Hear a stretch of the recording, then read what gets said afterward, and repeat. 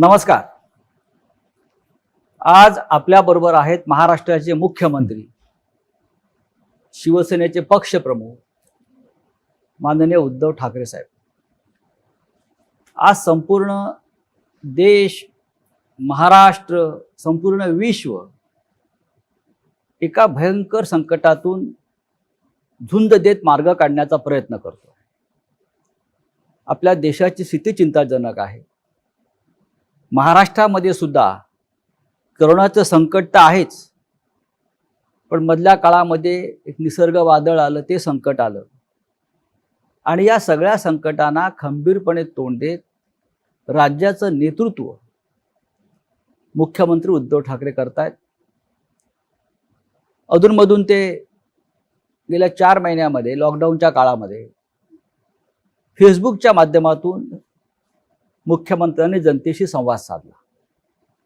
पण हा संवाद एकतर्फी होता. म्हणजे मुख्यमंत्री आपल्याला समजावून अनेक गोष्टी सांगत होते, आपलं मार्गदर्शन करत होते, आपलं बौद्धिक घेत होते आणि जनता ते सगळं ऐकत होती. ती माननीय मुख्यमंत्र्यांच्या मन की बात होती, दिल की बात होती. पण ह्या निमित्तानं या राज्यातल्या जनतेच्या मनात सुद्धा अनेक प्रश्न आहेत. काही राजकीय असतील, काही सामाजिक असतील, काही आरोग्यविषयक असतील. या सगळ्या प्रश्नांवर बोलण्यासाठी आज मुख्यमंत्री आपल्याबरोबर आहेत. मी मुख्यमंत्र्यांचं स्वागत करतो. नमस्कार उद्धवजी, आपलं स्वागत. नमस्कार आणि जय महाराष्ट्र. आपण कसे आहात? तुमच्या समोर आहे.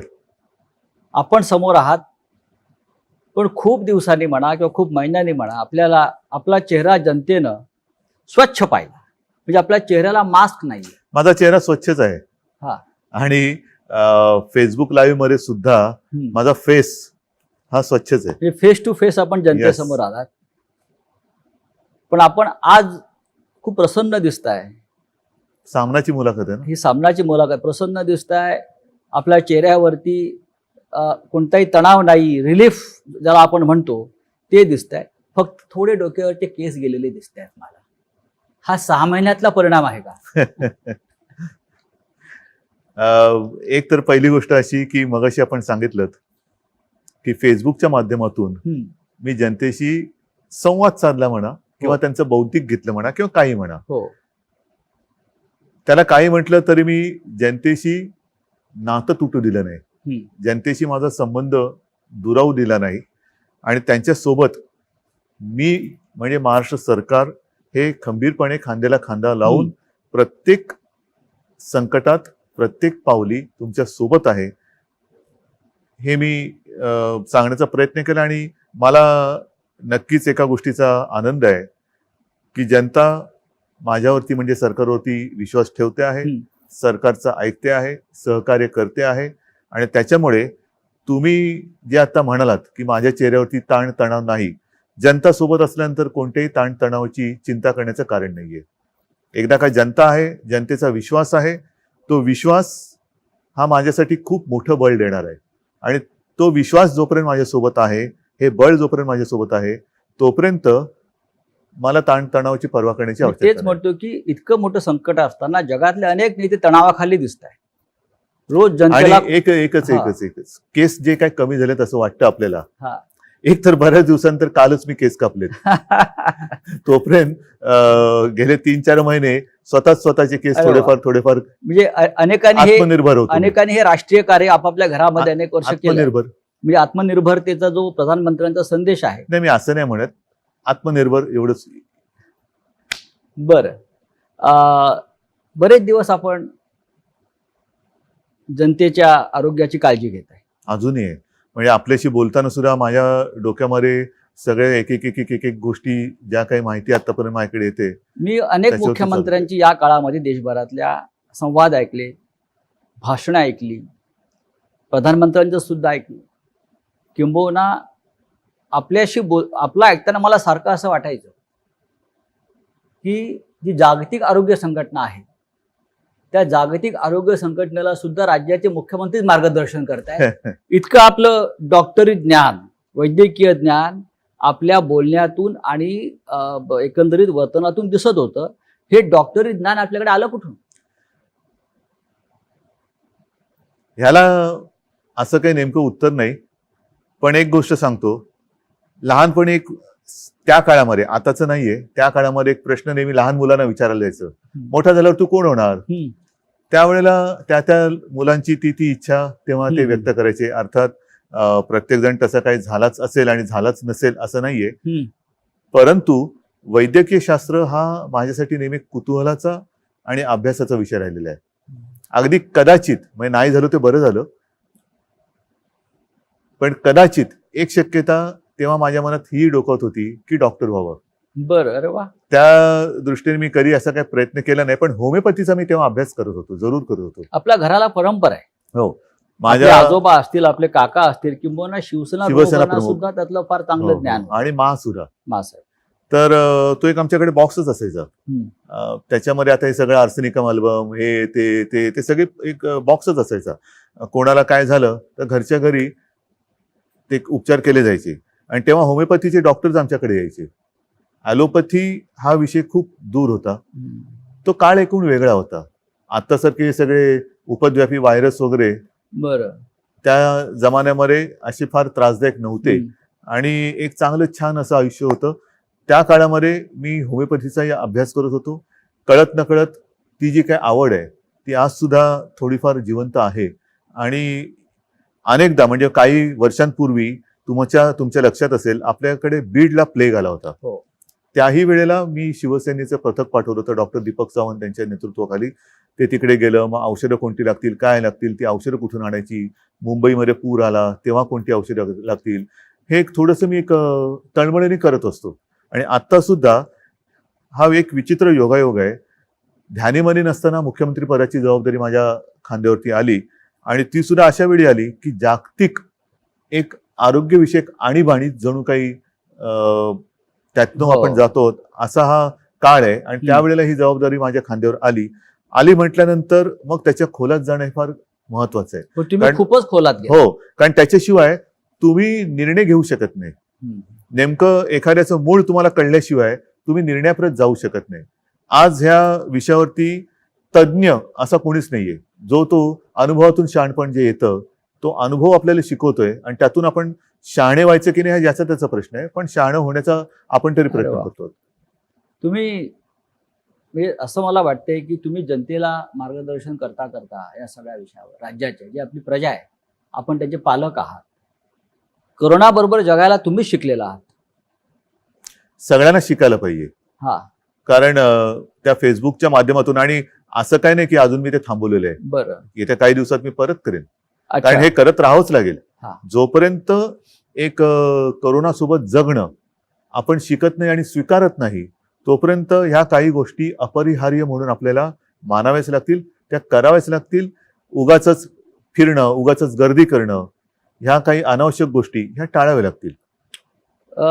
ठाकरे सरकार, आपण ठाकरे सरकारच म्हटलं पाहिजे, कारण असं जो नेतृत्व करतो त्याच्या नावानं सरकार ओळखलं जातं. पण ठीक आहे, मी नेतृत्व म्हणून हा एक भाग झाला, परंतु एक तर हे महाविकास आघाडी म्हणून 3 पक्षांचं सरकार सोबत समर्थक आपले जे अपक्ष आहेत त्यांचं सरकार आहे. आणि त्याहीपेक्षा महत्वाचं, ज्यांनी हा प्रयत्न स्वीकारला, ज्यांनी ह्या प्रयत्नाचं स्वागत केलं, त्या मायबाप जनतेचं हे सरकार आहे. त्या सरकारला 6 महिने झाले. 6 महिने गेले, 6 महिने होऊन गेले. खरं म्हणजे एखाद्या सरकारला किंवा एखाद्या मुख्यमंत्री पदाला 1 महिना झाला तरी उत्सव साजरा करतात. सध्या उत्सवाला बंदी आहे. आणि राज्यात व देशामध्ये अशी अनेक उदाहरणं आहेत की ज्यांना 2-4 महिनेही पंतप्रधानपदी किंवा मुख्यमंत्रीपदी राहता आलं नाही. आपण 6 महिन्याचा आपला पूर्ण झाला आणि अत्यंत व्यवस्थित तो पूर्ण झाला. हा 6 महिन्याच्या काळाकडे तुम्ही कसं पाहता? हा काळ कसा गेला? फार विचित्र पद्धतीने गेला. आपण जे म्हणालात ही गोष्ट खरी आहे की 1 महिना झाला, 100 दिवस झाले, 6 महिने झाले, हे सरकारचे वाढदिवस मोठ्या धूमधडाक्यात आतापर्यंत साजरे केले गेले. आता मला असं वाटतं विरोधी पक्षनेते पदाचे दिवस हे धूमधडाक्यात साजरे केले जात आहेत. अच्छा, असं दिसतं हे कोण. पण हे जे काही 6 महिने गेले, हे 6 महिने विविध आव्हानं घेऊन आले होते आणि आव्हानं अजूनही संपलेली नाहीयेत. राजकीय आव्हान ठीक आहे, ते तर मी तुम्हाला सांगितलं, जोपर्यंत जनतेचं बळ माझ्यासोबत आहे, जनतेचा आशीर्वाद माझ्यासोबत आहे तोपर्यंत मी ह्या आव्हानाची पर्वा करत नाही. पण सुरुवातीच्या काळामध्ये जसं हे संकट ज्याचं कोणी अजूनही त्याचा आकार उकार किंबहुना नेमके पण काही ओळखू शकलेलं नाही असंही संकट आलं. एक गोष्ट लक्षात घ्या, आपत्ती ही काही नवीन नाहीये. आपत्त्या ह्या येत असतात, पण त्या आपत्त्या किंवा आपत्ती कशी असते, एक भीषण पूर येतो, भीषण भूकंप होतो, फार भयानक असते ती परिस्थिती. त्याच्यामध्ये एक सुनामी येते, एका क्षणात होत्याचं नव्हतं करून जातं. कदाचित असंही होतं की काही संकट जसं हे कोरोनाचं संकट आहे, हे जर आपण खबरदारी घेतलं नाही तर झपाट्याने लोक आजारी पडतात आणि मृत्युमुखी पडतात. पण ही जी संकट असतात, वादळ असतं, जसं निसर्ग वादळाचा उल्लेख तुम्ही केला, भूकंप असतो, हे एका क्षणात निमिषार्धात ज्याला म्हणतो ते होत्याचं नव्हतं करून टाकतात. आणि त्याच्यानंतर आपल्याला फार जिकरीने जी लोक त्याच्यामध्ये अडकली असतील त्यांना सोडवण्याचं काम करावं लागतं, त्यांचं पुनर्वसनाचं काम करावं लागतं. परंतु त्यावेळेला कसं असतं की एकदा ते होऊन गेल्यानंतर आपण तिकडे आपल्याला कळते की कुठे कुठे काय काय बिघडलेलं आहे किंवा काय. जसं आता निसर्ग चक्रीवादळ, सुदैवाने त्याच्यामध्ये आपल्याला सुरुवातीपासून जरा काळजी घेतली म्हणून प्राणहानी ही कमीत कमी आपण ठेवू शकलो. तेवढी सुद्धा होता कामा नव्हती, पण ती कमीत कमी आपण ठेवू शकलो, मर्यादित ठेवू शकलो. आता तिकडे विजेचे खांब उन्मळून पडले, झाडं वृक्ष बागा त्याचं नुकसान झालं, घरांचं नुकसान झालं, शेतीचं नुकसान झालं. ह्याची नुकसान भरपाई आता आपण करत चाललेलो. नुकसान भरपाईमध्ये एकच सेकंद, हे जे संकट आहे करोना, हे अजूनही संपत नाहीये. म्हणजे मी फेसबुक लाईव्ह मध्ये एकदा म्हटलं होतं, सरणार कधी रण. हे रण कधी सरणार हेच कळत नाही अजूनही. रण मानताय, रणच आहे, रणकंदन आहे मोठं जागतिक. जसं मी मागेच म्हटलं होतं की वर्ल्ड वॉर आहे, तिसरं वॉर महायुद्ध, अगेन्स्ट व्हायरस. हे 2 महायुद्ध झाली. हे फार भयानक आहे, ज्याने हे खरं विश्वयुद्ध आहे, कारण त्यांनी पूर्ण जग व्यापून टाकलेलं आहे. आज सुद्धा अनेक देशांमध्ये ज्यांनी लॉकडाऊन उठवला घाई गर्दीने किंवा सगळं काही संपलं असं समजून लॉकडाऊन उठवला, ते परत लॉकडाऊन करतायत. काही ठिकाणी तर त्यांनी ऑस्ट्रेलियामध्ये वगैरे तुम्ही ऐकलं की एका विभागामध्ये त्यांनी सैन्याला पाचारण केलं.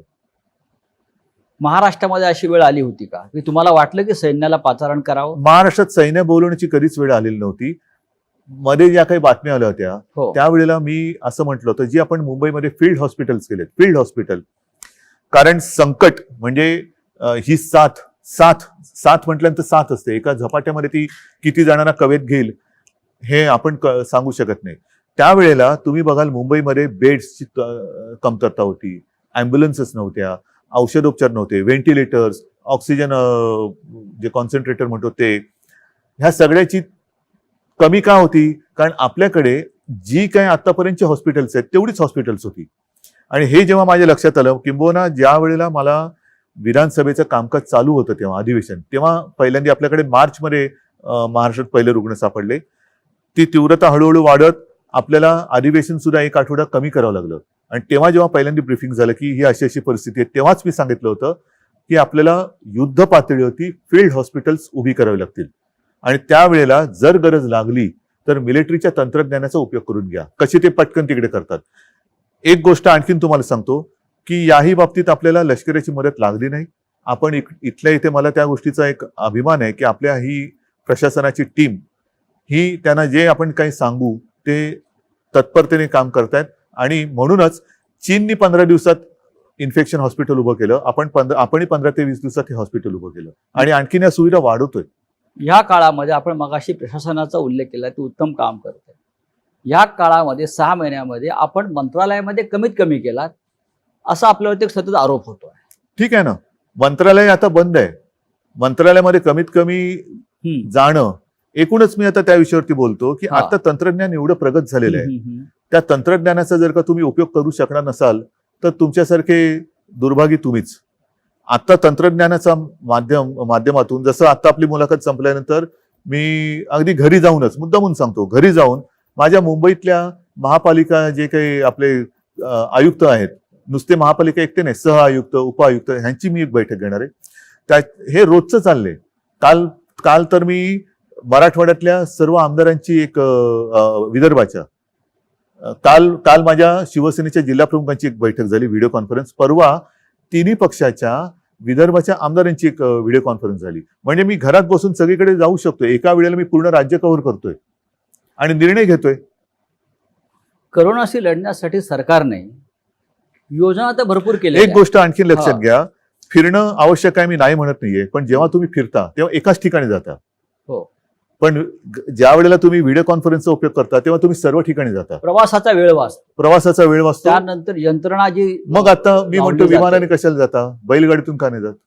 हम्म. बैलगाडीतून जा, पायी चालत जा. तंत्रज्ञानाचा उपयोग जर करणार नसाल तर मग त्या तंत्रज्ञानाचा शोध लावता ह्या नसाल. तंत्रज्ञानामध्ये तुम्ही अधिकाऱ्यांशी संवाद साधू शकता, पण जनतेशी संवाद कमी होतो असा साधारण एक आक्षेप आहे. आता सध्या तर आपली परिस्थिती लॉकडाऊनचीच आहे. होय.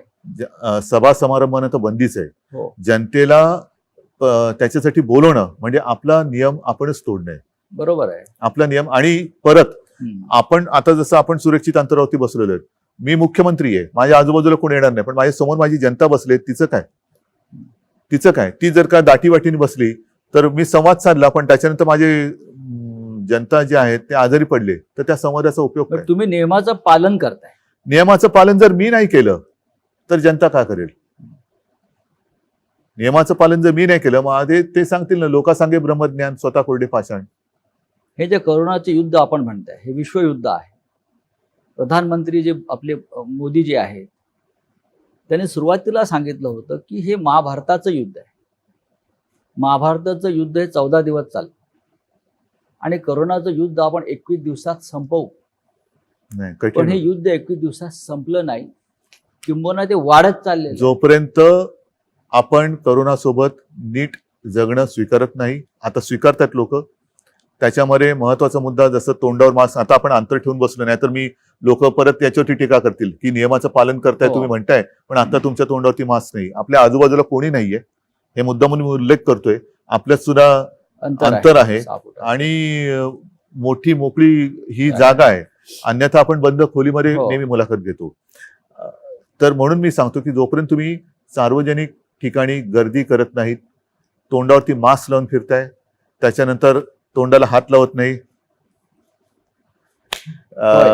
हात सतत धुताय, हे जे आहे हे एकमेकाला हे करोनासोबत जगणं. म्हणजे जर माझ्या बाजूला कोणी असेल आणि तो अनादराने, माझी पण चूक होणार, पण तेव्हा तुम्ही मला सांगायला पाहिजे की जरा प्लीज असं करू नका. हे जे आहे ना, हे मी म्हणतोय करोनासोबत जगणं. या काळामध्ये आपण या युद्धाशी लढण्यासाठी जेव्हा युद्ध होतं तेव्हा आपण रणगाड्या आणतो, क्षेपणास्त्र आणतो, बंदुकांचे दारू आणतो, सैन्य भरती करतो. ही युद्धाची आयुधं आहेत. आणि आपण जेव्हा युद्ध केलं, महाराष्ट्रात सुरू केलं, तेव्हा आपण मोठ्या प्रमाणामध्ये ICU, व्हेंटिलेटर्स, बेड, औषधं हा साठा केला. हे आरोग्यविषयक युद्ध आहे. पण इतक्या मोठ्या प्रमाणामध्ये इन्फ्रास्ट्रक्चर उभं करून सुद्धा लोकांच्या सातत्याने तक्रारी कमी आता झाल्या नाही येते, किंबहुना कोविड सेंटरमध्ये बेड नाही, नाही असं होत नाहीये. किंवा गेल्यावरती आम्हाला उपचार मिळत नाही. सांगतो, अशा प्रकारे सुद्धा काही तक्रारी तुम्ही इतकं प्रचंड काम केल्यावर सुद्धा जेव्हा आल्या, तेव्हा मुख्यमंत्री म्हणून आपलं काय भावना राहिल्या? नाही भावना, इथे मी भावना वगैरे माझ्या पाळत नाहीये. मला काम करायचंय आणि जनतेला वाचवायचंय.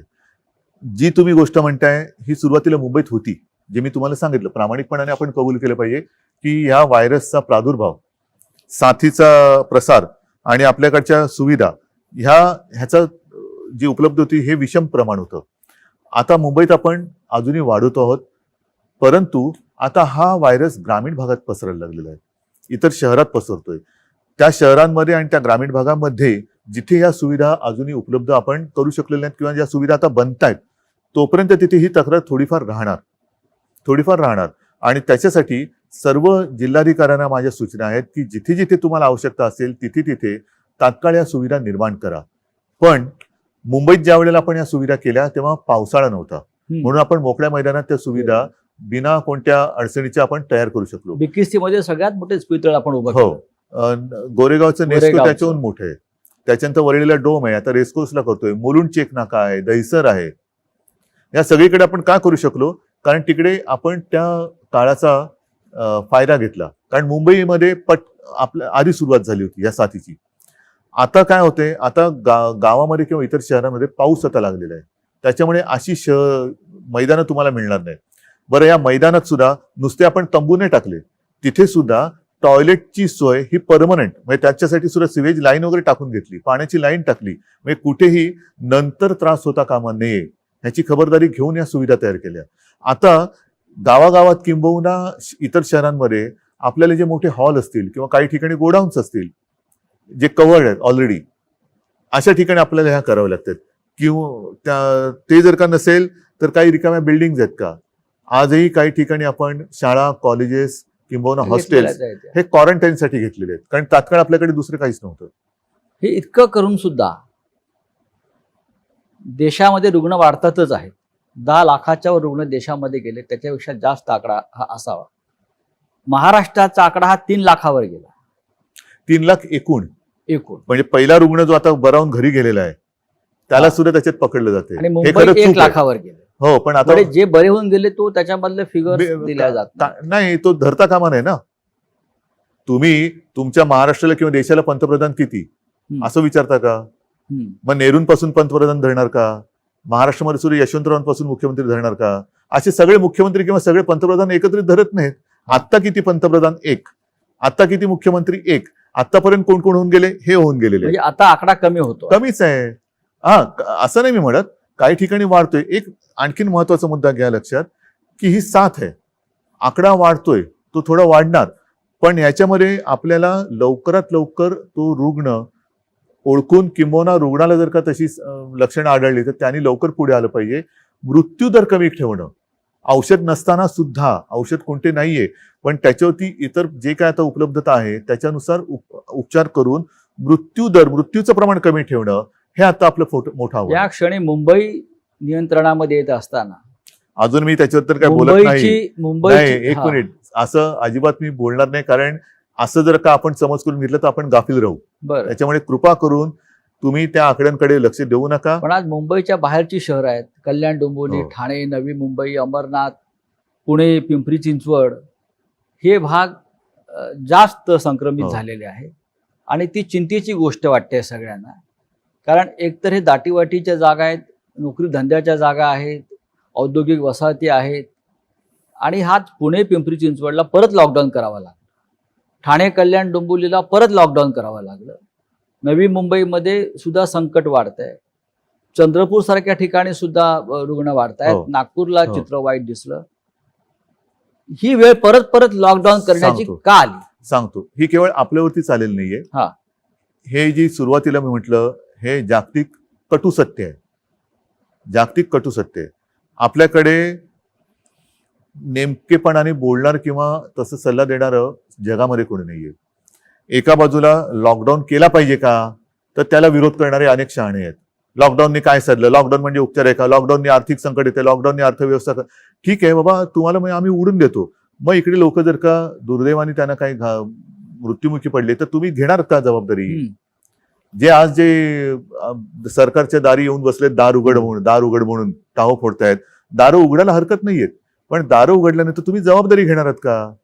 अर्थव्यवस्था ही, म्हणून आपण काय करतोय, माझं मत असं आहे की आता लॉकडाऊन शब्द न वापरता, मी असं कधीच म्हणणार नाही की लॉकडाऊन मी उठवतोय, नाही, अजिबात नाही. पण मी हळूहळू एक एक गोष्टी उघड करत चाललोय, आणि प्रयत्न माझा असा आहे की एकदा उघडलेली गोष्ट परत बंद होता कामा नये. त्याच्यामुळे नुसता आरोग्याचा विचार करूनही चालणार नाही, नुसता अर्थव्यवस्थेचं पण चालणार नाहीये. जे केवळ आणि केवळ अर्थव्यवस्थेची चिंता करतायत त्यांनी आरोग्याची चिंता थोडीफार तरी केली पाहिजे. आणि जे केवळ आणि केवळ आरोग्याची चिंता करतात ते आजच्या घडीला ते सत्य असलं तरी थोडीफार आर्थिक चिंता पण केली पाहिजे. आणि ह्याचं तारतम्य ठेवून, ही तारेवरची कसरत आहे. कोरोना बरोबर जगायला शिकायचं म्हणजे तारेवरची कसरत करायला शिकलं पाहिजे. आणि दुसरा महत्वाचा मुद्दा, मुंबईच्या आसपासच्या परिसरात जो काही थोडा प्रादुर्भाव वाढतोय, या व्हायरसचा एक वागणुकीचा तुम्ही जर का हे बघितला आलेख, तर हा व्हायरस गुणाकार करत जातो. आणि जिथे पहिली सुरुवात होते तिथे सुरुवातीला तो पीकवरती जातो, शिखरावर जातो, आणि मग तो फ्लॅट होऊन मग कमी येतो. जिथे उशिरा होतं तिकडे तो उशिरावर पीकवर जातो. ह्या परिसरामध्ये जिथे उशिरा सुरू झालेला आहे तिथे तो पीकवरती उशिरा चाललेला आहे. त्याच्यामुळे हा परिसर आणि ही शहरं ही कालांतराने बाहेर पडतील.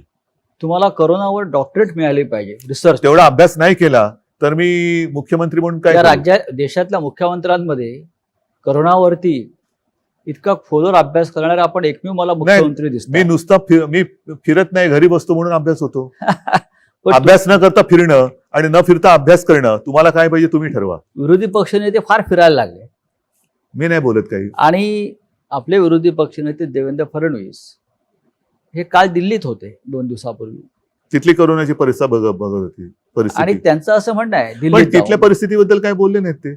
अच्छा, नाही म्हणजे मी काय तिथे जाऊन दिल्लीत जाऊन विरोधी पक्षनेते महाराष्ट्राच्या भयावह परिस्थितीविषयी बोललेले आहेत. ह्याचं कारण का की त्यांनी त्यांचा जो फंड आहे तो महाराष्ट्राचा फंड दिल्लीत दिला म्हणून सगळ्या गोष्टी ते दिल्लीत जाऊन करतात. हे तुमचं म्हणणं जरी मी खरं मानलं किंवा राज्य खरं मानत असेल त्याच्यावरती खूप टीका सुद्धा झाली, पण राज्यातल्या परिस्थितीचे भयावह परिस्थितीचे अपडेट्स त्यांनी प्रधानमंत्र्यांना भेटून देणं कितपत योग्य आहे? खरं म्हणजे ही चर्चा मुख्यमंत्र्यांनी करायला हवी. मी अशा कोण काय म्हणते याच्याकडे लक्ष देत नाही. मी पुन्हा सांगतोय, मी माझ्या कामाची प्रामाणिक आहे. माझ्यावरती माझ्या जनतेचा विश्वास आहे. तोपर्यंत हे तर ठीक आहे, हे बोलतील. आणि कदाचित त्यांची पोटदुखी अशी असेल की कुठेही न जाता कुठेही न फिरता ज्या एका संस्थेने, ती संस्था कोणती मी अजून बघितलेली नाहीये, देशातल्या सर्वोत्तम मुख्यमंत्र्यांमध्ये महाराष्ट्राच्या मुख्यमंत्र्यांची होय. निवड केली, ही सुद्धा पोटदुखी असू शकेल. कारण कोरोनाची लक्षणे वेगवेगळी आहेत. अच्छा, पोटदुखी एक लक्षण आहे? नाही, वेगवेगळी आहेत. आता तर कारण म्हणतात सर्दी, तुमच्या खोकला, ताप हे आहे. सर्दी, खोकला, ताप, चव जाणे, म्हणजे चव वास गेलेली आहे. जाणे, अंगावरती रॅश येणे, काही जणांची बोटं काळी निळी पडतात. त्याच्यामध्ये आता नवीन लक्षण ही पोटदुखी आहे. पोटदुखी तर असूच शकते. अच्छा, मग हे पोटदुखीतून आले म्हणजे नाही, आता थोडंसं मी गांभीर्याने सांगतोय बरं. की म्हणजे खरंच सांगतोय, ही मस्करी नाहीये. आपल्यामध्ये एखादा अनपेक्षित काहीतरी बदल झालाय किंवा अनपेक्षित आपल्याला आपल्याबद्दल काही लक्षात आले तर तेही कोरोनाचं लक्षण असू शकतं, असा एक अभ्यास आहे. अरे वा. त्याच्यामुळे असं जर का कोणाला काही लक्षण विचित्र, कारण नाक वास जाणं, चव जाणं, आपण सगळीकडे होर्डिंग्स लावलेत की शिंकताना, खोकताना तोंडावरती रुमाल ठेवा, इकडे इकडे थुंकू नका. प्रत्यक्षात सर्दी खोकल्याची साथ तशी मोठ्या प्रमाणात नाही आली. ताप येणं आहे, काही जणांची चव जाते, वास जातो, किंबहुना बोटं हिरवी निळी किंवा काळी निळी पडतात. तर असं वेगळं काहीतरी म्हणजे लक्षात सरकार आलं. राज्यामध्ये सत्ता परिवर्तन झाल्यापासून अनेकांचं आयुष्य बेचव झालेलं आहे. असू शकतं, त्याचा परिणाम असेल असं असू आपलं शकेल. मानलं पाहिजे. पण विरोधी पक्षाच्या नेत्यांनी, विरोधी पक्ष ही संसदीय लोकशाहीतली एक महत्वाची संस्था आहे, फार जबाबदार संस्था आहे. आणि या महाराष्ट्रामध्ये मी असं म्हणेन की लोकशाहीच्या सुदैवानं विरोधी पक्ष फार मजबूत स्थितीमध्ये असताना त्या विरोधी पक्ष नेत्याने राज्याच्या प्रश्नावर मुख्यमंत्र्यांशी चर्चा केली पाहिजे असे संकेत आहेत. ते संकेत पाळले जात नाहीत असं आपल्याला वाटत नाही का? मी 1-1.5 महिन्यापूर्वी साधारणतः सर्व पक्षांच्या नेत्यांची एक बैठक घेतली होती. बरं. येत्या काही दिवसात ती मी परत घेणार आहे. परंतु त्यावेळेला मी त्यांना मोकळेपणाने सांगितलं होतं की आपणही मोकळेपणाने आपली जी काही निरीक्षणं असतील, काही सुधारणा असेल, राजकारण तर ते आपल्या 5वीलाच पुजलेले आहे. सर्वदा राजकारण एके राजकारण, पण हा जनतेच्या जीवाशी खेळ होतोय. जर एखादी गोष्ट आपण म्हणता, मी मान्य करेन की कुठेही अजूनही कोविड सेंटरमध्ये थोडीशी दुरावस्था असेल, असू शकेल. मी असं नाही म्हणणार की असं नाहीच आहे, पण असेल तर ती मी सुधारवली पाहिजे. कारण शेवटी ती सुविधा मी जनतेसाठी केलेली आहे आणि त्याच्यात जर का कुठे काही उणीव असेल तर ती दूर केली गेलीच पाहिजे. आता सुद्धा आपल्याकडे काही काही औषधं गेल्या काही महिन्यामध्ये एक त्याच्यावरती शोध लागतोय आणि ती वापरली जात आहेत. आणि मी मुद्दामून सांगतो,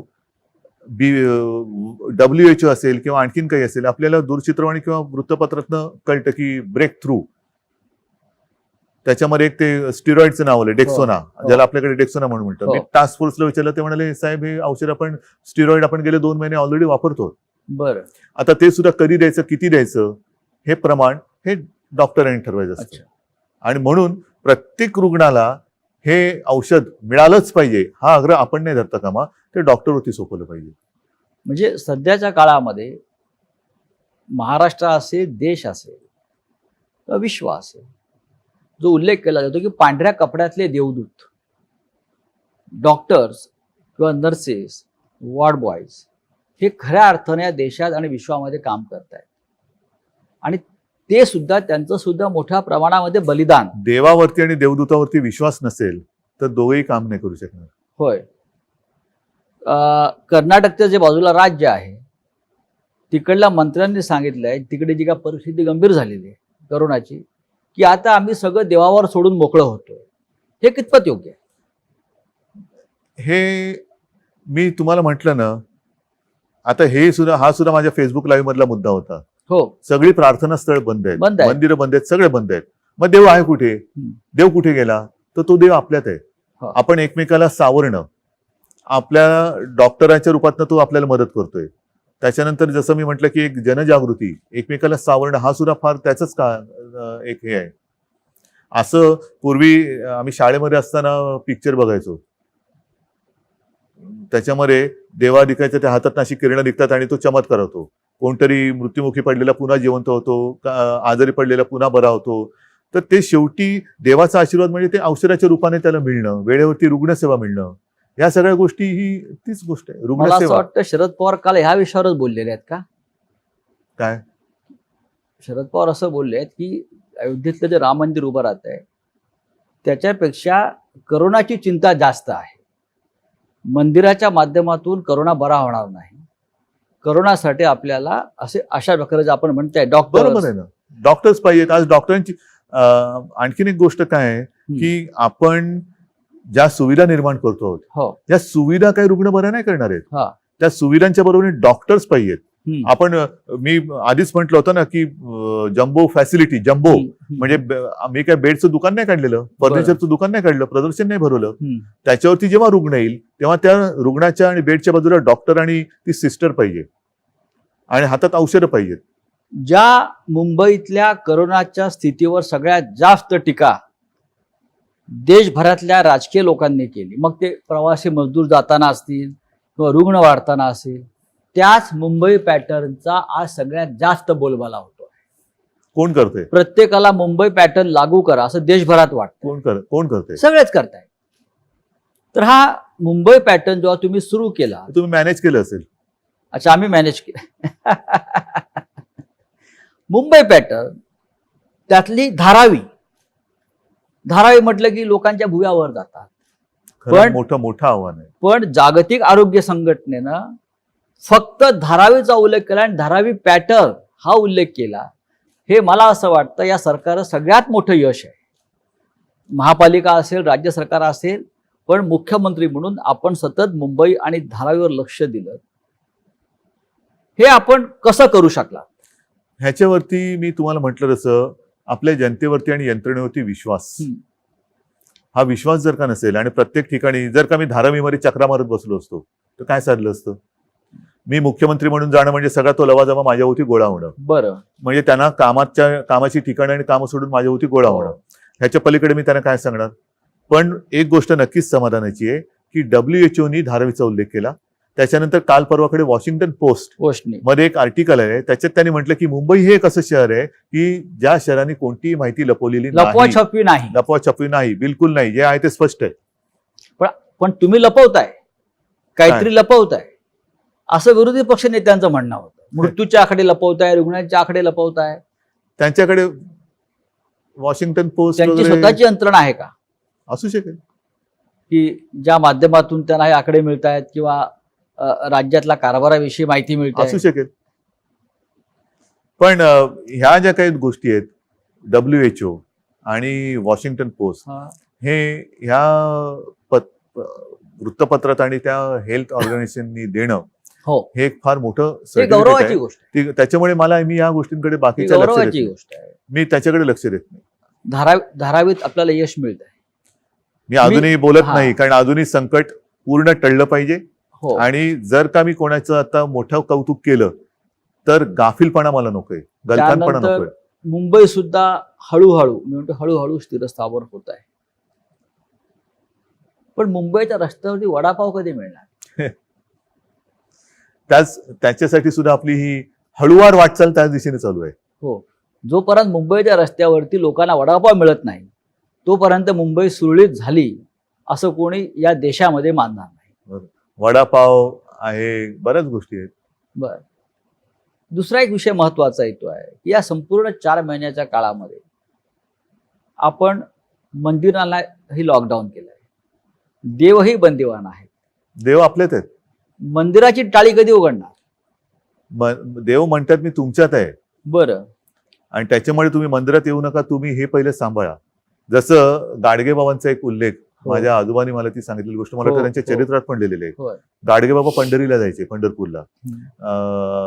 यात्रा असायची, वारी, जशी ती या वेळेला वारी होऊ शकली नाही, आणि गाडगेबाबा जायचे ते दर्शनाला मंदिरात जायच्या आधी किंवा ऐवजी चंद्रभागेचा काठ हा सकाळ झाली का खराट घेऊन साफ करायला लागायची. आणि त्यांना कोणी विचारलं काय बाबा दर्शन घेतलं का, तर अरे हे बघ हा माझा विठोबा आहे, अच्छा. हे गोरगरीब माता भगिनी मायेबाप सगळे आलेले आहेत, इकडे ही सगळी अस्वच्छता माजली तर रोगराई येईल, मग त्याचं काय होणार, त्याच्यामुळे ते त्याची सेवा कर सांगायची. आपण त्या गाडगे महाराजांची आणि परंपरा आणि ते स्वतः हे घराला घेऊन काढायची. आता आम्ही त्यांच्या नावाने अभियान करतो, पण स्वतः काय करतो, स्वच्छ केलेल्या कोपऱ्यामध्ये जाऊन झाडू मारून फोटो काढतो. गाडगे महाराजांची परंपरा महाराष्ट्राला जशी लाभली आहे तशी ठाकरे कुटुंबाला आहे ना, प्रबोधनकारांपासून किंवा त्याच्यामुळे माणसाचा काही देव गोष्टी त्यांनी पाहिला. या माझ्या आजोबांकडनं त्यावेळेला मी त्यांच्या आठवणीच्या स्वरूपात ऐकलेल्या आहेत. आता महाराष्ट्रामध्ये अनलॉक 2 सुरू आहे. अनलॉक शब्द सोडा, अनलॉक लॉक ज्याला तुम्ही पुनश्च हरिओम म्हणता. पुनश्च हरिओम म्हणतोय किंवा मिशन बिगिन अगेन, होय. ते करताना नीट तो समजून घ्यायला पाहिजे विषय की लॉकडाऊन हा केलेला आहेच, लॉकडाऊन आहेच, त्याच्यामुळे ह्याच्यानंतर काय होणार, त्याच्यानंतर काय, लॉकडाऊन आहेच, पण आपण एक एक गोष्टी सोडवत चाललेलो आहोत, त्यातनं हळूहळू एक एक गोष्टी बाहेर काढतोय. नाहीतर काय होईल, lockdown 1, lockdown unlock 1, lockdown 2, unlock 2, lockdown 2, ह्या गोष्टी या खेळत तांत्रिक गोष्टी नाही. म्हणजे तुम्ही घाईघाईने एखादी लॉकडाऊन केला तेही चूक आहे, घाईघाईने लॉकडाऊन उठवला किती काळ असं बसणार, मग हे कधी होणार ते कधी होणार. लोक कंटाळले आता आहे, पण कंटाळा घालवण्यासाठी म्हणून लॉकडाऊन केलेलं नाही, उघडायचं असं नाहीये. लोकांच्या पोटापाण्याचा प्रश्न आहे. त्याच्यासाठी एकदम जर का घिसाडघाईने उघडलं आणि साथ प्रचंड वाढली आणि जीवच गेला तर पोटपाण्याचं काय करणार. काही ठिकाणी कारखान्यांमध्ये सुद्धा जर का ही साथ घुसली तर काय होणार. आणि म्हणून मग एक गोष्ट स्वीकारायला पाहिजे की मग करोनाचं काय होईल ते होईल, किती माणसं मृत्युमुखी पडतील ते पडतील, पण आम्हाला लॉकडाऊन नको. आहे का तयारी? अमेरिकेत जसं केलंय. हा, तयारी आहे का? माझी नाही तयारी. न्यूयॉर्कला आहे. असेल, माझी नाही तयारी. मी म्हणजे ट्रम्प नाहीये. मी माझ्या डोळ्यासमोर माझी माणसं अशी तळमळताना हे करताना बघू शकत नाही, अजिबात नाही. त्याच्यामुळे एक गोष्ट ठरवा की लॉकडाऊन गेल्या खड्ड्यात, जीव गेला तरी 72, पण आम्हाला लॉकडाऊन नको. रेल्वे सुरू होत नाही अद्याप, लोकांनी प्रवास कसा करायचा. म्हणूनच मी म्हणतो ना की एकदा काहीतरी ठरवा, इस्पार या उसपार. आणि जर का दोन्ही सांभाळायचं असेल तर मी म्हटलं तसं रेल्वे रुळावरनच चालली पाहिजे, तशी ती तारेवरची कसरत आहे, तारेवरची कसरत आहे. तुम्ही रेल्वे सुरू करणार की नाही असा प्रश्न आहे माझा. नाही, बंद करण्यासाठी आम्ही काय केलं, रेल्वे ही मुंबईची लाईफलाईन आहे. जोपर्यंत लाईफलाईन, रेल्वे सुरू करूया, वडापाव सुरू करूया, सगळं सुरू करूया, पण एकदा काहीतरी एक टोक स्वीकारा. घाई गडबडीने घिसाडघाईने तुम्हाला हे करायचंय आणि मग काय आपल्या घरात कुटुंब याच्यामध्ये आजारी पडतात आणि काही मृत्युमुखी पडतात. मग कुटुंब मृत्युमुखी पडल्यानंतर घराला जे टाळं लागेल ते लॉकडाऊन कोण उघडणार. घराचं जो काय लॉकडाऊन होईल, कुटुंब जर का याच्यात गेलं तर त्या घराचं टाळं कोण उघडणार. आणि म्हणून ते टाळं नको असेल तर या गोष्टी टाळा. शिक्षणाचा पूर्ण बट्टाबोळ झालाय जगभरात. आणि महाराष्ट्रात सगळ्यात विषय जो सध्या चर्चेला जातो आहे तो म्हणजे पदवी परीक्षेच्या ज्या अंतिम वर्षाचं काय करायचं. तो निर्णय घेतलाय, कारण याच्यामध्ये राज्यपालांचं एक मत आहे. नाही, पण आता राज्यपालांसुद्धा मला सरकारचं एक मत आहे. आपण कोणत्याही परिस्थिती, कारण आता काही ठिकाणी बघा, तुम्ही मला प्रश्न विचारतानाच दोन्ही बाजूनी प्रश्न विचारताय. एका बाजूने म्हणताय की हे कधी होणार आणि दुसऱ्या बाजूला म्हणताय की हे पण होतंय. म्हणजे एका बाजूला म्हणताय हे उघडणार कधी, दुसऱ्या बाजूला म्हणताय की तुम्ही राज्यात इतर राज्यांमध्ये पुन्हा लॉकडाऊन होते. मग हाच तो माझा महत्वाचा मुद्दा आहे. काही ठिकाणी शाळा सुरू केल्या आणि त्यातली मुलं बाधित झाली. असं कोणी समजू नका की मुलांना हा करोना होत नाही. 6 महिन्याच्या बाळाला सुद्धा करोना झाला, तो बरं झालं. चित्र आलंय दक्षिण कोरियामध्ये शाळा परत बंद कराव्या लागल्या, अनेक देशात बंद. मग त्याचा खेळखंडोबा किंवा बट्ट्याबोळा आहे की नाही. मग या शिक्षणासाठी शेवटी महाराष्ट्राला शिक्षणाची फार मोठी परंपरा आहे. सगळ्या देश जगाला आहे, मुंबई महाराष्ट्राला आहेच ना. शिक्षण हे जीवनावश्यक गोष्टीपैकी एक आहे. 2020 मध्ये या काळामध्ये मुलांनी, तरुणांनी शिक्षणाचं काय करावं, महत्वाचा मुद्दा आहे हा. आणि त्याच्यासाठी आपण आता हा जुलै जवळपास संपत आला. बरोबर आहे. जूनमध्ये शाळा सुरू होतात. मी माझी संकल्पना मांडली ती हीच आहे की शाळा कधी सुरू होणार. आता तो शाळा हा जो कन्सेप्ट आहे तो थोडासा बाजूला ठेवा. शिक्षण कधी सुरू होणार.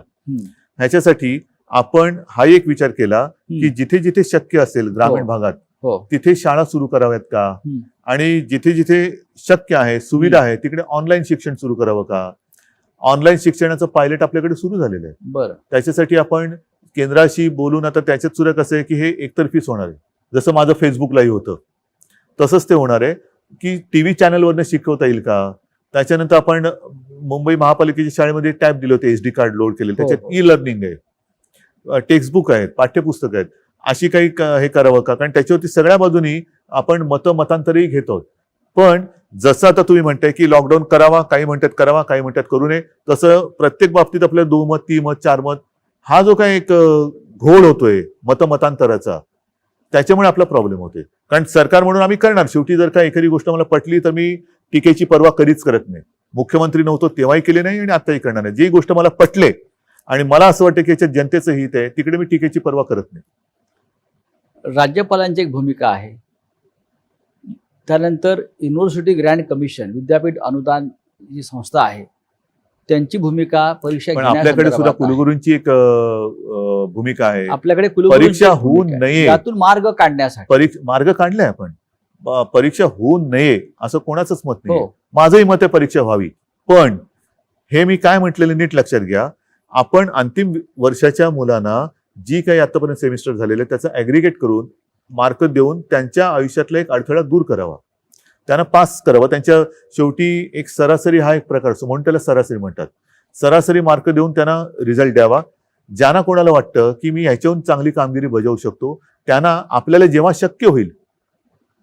आता हे आपण मे महिन्यात बोलत होतो, जून महिना गेला, जुलै गेला, केव्हा शक्य होईल. आता तरी आपल्या समोर तसं काही दिसत नाही कारण आता ग्रामीण भागात सुद्धा तो पसरतोय कोरोना. जेव्हा शक्य होईल तेव्हा आपण परीक्षा जाहीर करू, परीक्षा घेऊ. ज्यांना असं वाटते की आम्ही परीक्षेला बसू शकतो आणि आम्हाला बसायचंय परीक्षेला बसा.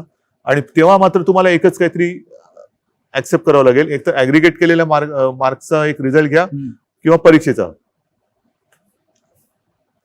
नोटबंदी हे मोठं संकट होतं. त्यात हजारो लाखो लोक बेरोजगार झाले आणि त्याचे परिणाम देश आजही भोगतोय. विशेषतः याचा सगळ्यात जास्त फटका औद्योगिक राज्य असल्यामुळे महाराष्ट्राला बसला. त्याच्यावरती जास्त कोण बोलत नाहीये. आता पुन्हा करोनाचाच फटका औद्योगिक दृष्ट्या म्हणाल तर आपल्याच राज्याला बसतोय. आपल्या राज्यामध्ये पण एक संकट हे शेवटी संकटात सुद्धा प्रकार आहेत, मानवी आणि अमानवी. मानवी असो किंवा अमानवी असो ते कोणालाच मानवत नाहीत. त्याच्यामुळे संकट हे संकट असतं. आताचं संकट हे अमानवी आहे आणि हे आपल्या हातात नाहीये. हे संकट हा व्हायरस जो आला तोच मुळातून बाहेरून आलेला आहे. यातून मार्ग कसा काढणार. हजारो लाखो लोक जे मार्ग बेरोजगार याच्यातून मुंबई महाराष्ट्र, मला असं वाटतं ह्याच्यातून मार्ग काढण्यासाठी पूर्ण जग धडपडतं आहे. आणि आता सुद्धा प्रसारमाध्यमातून ज्या बातम्या आपल्या समोर येत आहेत त्या आशादायक आहेत. याच्यावरती वॅक्सिन जवळ आपण गेलेलो आहोत, पोहोचतो आहोत. काल सुद्धा माझी काही जणांशी चर्चा झाली. येत्या काही महिन्यात कारण या वॅक्सिनची ट्रायल सुरू झालेली आहे. आता प्राण्यांवरती होते, एक ठराविक ग्रुपवरती होते, त्याच्यानंतर ती मोठ्या प्रमाणावरती होईल. असं करून आता तर बातमी आहे की ऑगस्टमध्ये आलं तर आनंद आहे. पण साधारणतः या वर्षाच्या अखेरीपर्यंत आपल्या देशामध्ये वॅक्सिन तयार होऊ शकतं असं चित्र आहे. शेतकऱ्यांचे प्रश्न नव्यानं उफाळून येतील. सगळ्यांचेच आहेत. आता आजपासूनच महाराष्ट्रामध्ये दूध उत्पादक शेतकऱ्यांचं आंदोलन सुरू झालंय. त्यांच्या दुधाला भाव वाढवून हवाय. कोणाला भाव मिळतोय नीट, कोणालाच भाव मिळत नाहीये. त्याच्यामुळे हे संकट हे सर्वव्यापी आहे. त्याच्यामुळे कोणत्या एका वर्गावरती किंवा एका क्षेत्रावरती संकट आहे असं मानणं चूक आहे.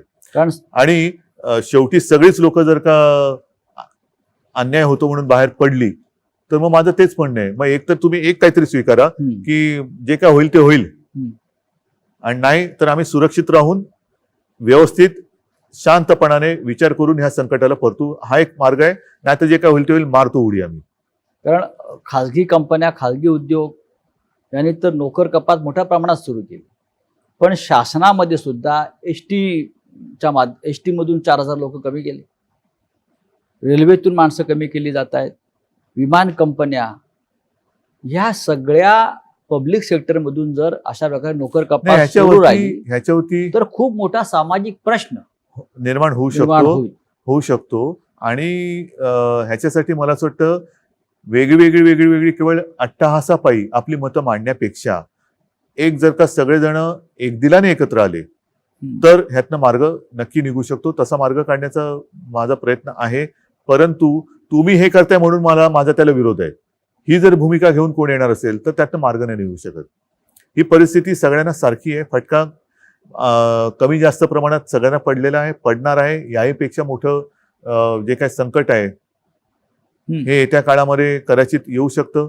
पण सगळ्यांनी मिळून एकदिलाने जर संकटाचा सामना करायचा आहे म्हणून आले एकत्र आणि मार्ग काढायचा म्हटला तरच मार्ग निघू शकतो. याच्यामध्ये केंद्र राज्याला काय मदत करू शकेल? केंद्र आणि राज्य, केंद्राने आता मध्ये वेळोवेळी पंतप्रधान व्हिडिओ कॉन्फरन्सच्या माध्यमातून एक बैठक घेत असतात आणि ज्या काही गोष्टी कोरोनाच्या बाबतीत त्यांच्याकडे आपण मांडतो तशी त्यांची त्या बाबतीत मदत होते. आपल्याला जी 38,000 कोटीची मदत त्यांनी द्यायचं कबूल केलं होतं ते पैसे राज्याला मिळाले का? येत आहेत हळूहळू. हळूहळू येत आहेत. म्हणजे लॉकडाऊन जसा हळूहळू उठतोय तसे ते पैसे हळूहळू येत आहेत. सगळ्यांचंच उत्पन्न घटलेलं आहे.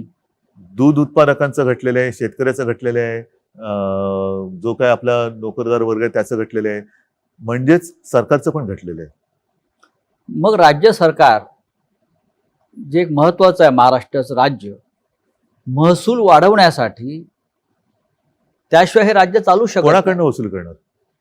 कर्मचाऱ्यांचे पगार द्यायला आपल्याकडे पैसे नाहीत असं मान्य- आपले मंत्री म्हणतात. मान्य मला, पण शेवटी महसूल वाढवण्यासाठी आपण काय उपाययोजना करणार? उपाययोजनासाठी आपण एक गोष्टी ज्या आहेत, मी तुम्हाला म्हटलं ना, पटकन हो. पी हळद आणि हो गोरी असा उपाय कोणाकडेच नाहीये.